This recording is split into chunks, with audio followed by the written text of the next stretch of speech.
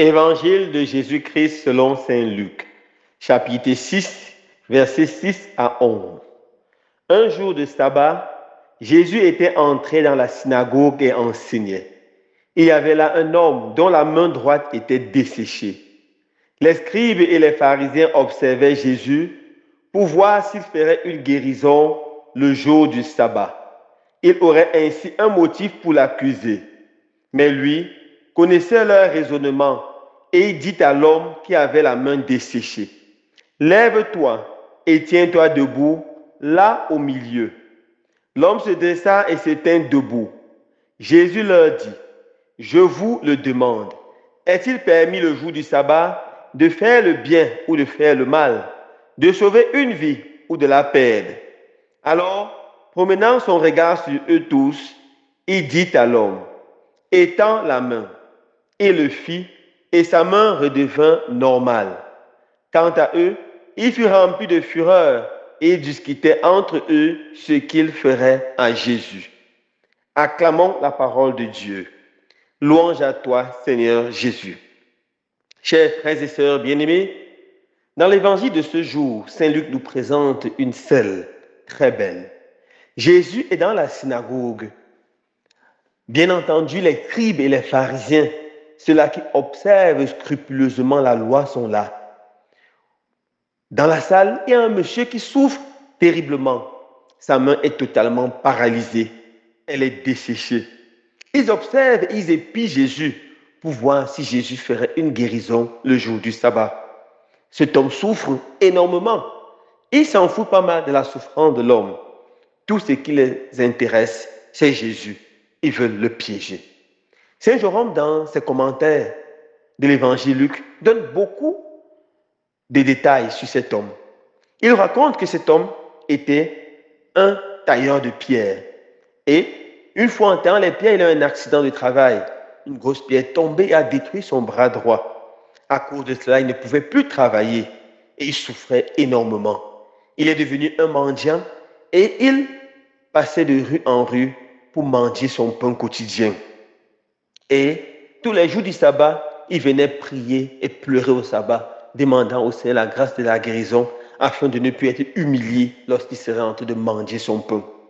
Les scribes et les pharisiens le connaissaient bien, spécialement ceux qui étaient en charge de cette synagogue. Ils le connaissaient bien, mais ils n'éprouvaient pour lui aucune compassion. Ce jour, Jésus est là. Jésus regarde le monsieur.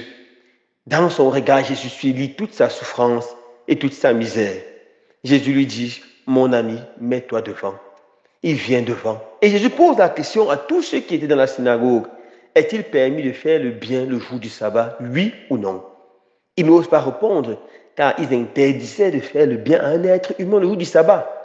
Mais pourtant, ces mêmes scribes et pharisiens n'hésitaient pas à sauver leur animal qui tombait dans un ravin le jour du sabbat. Mais pour un être humain qui n'était pas un membre de leur famille ou un des leurs, ils n'hésitaient pas à abandonner dans la souffrance. Incapable de répondre à la question, Jésus commande à l'homme, étends ta main.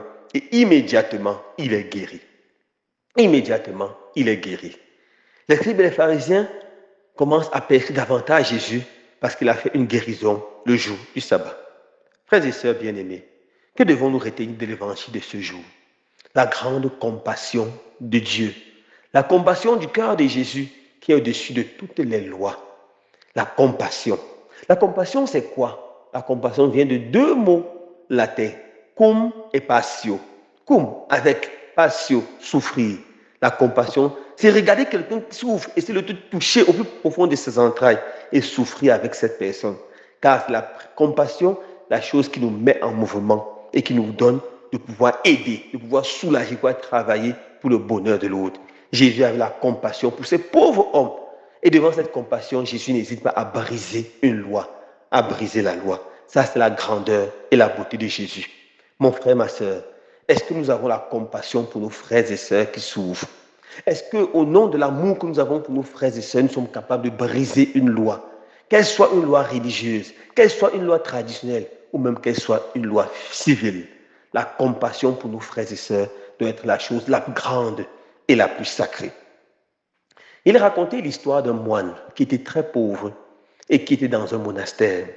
Alors un jour, un monsieur est venu Et il lui a dit, je vous en supplie, mon père, mon papa est très malade et je n'ai pas d'argent pour lui payer des médicaments. Je vous en supplie, donnez-moi quelque chose. Le pauvre moine n'avait absolument rien. Et il s'est tourné dans le monastère, il a regardé à gauche, à droite. Il a vu une très belle icône de la miséricorde divine qu'il avait héritée de ses ancêtres dans le monastère. Cette icône avait une très grande valeur et était chérie. Quand elle avait été utilisée par le fondateur de ce monastère, elle avait une très grande valeur.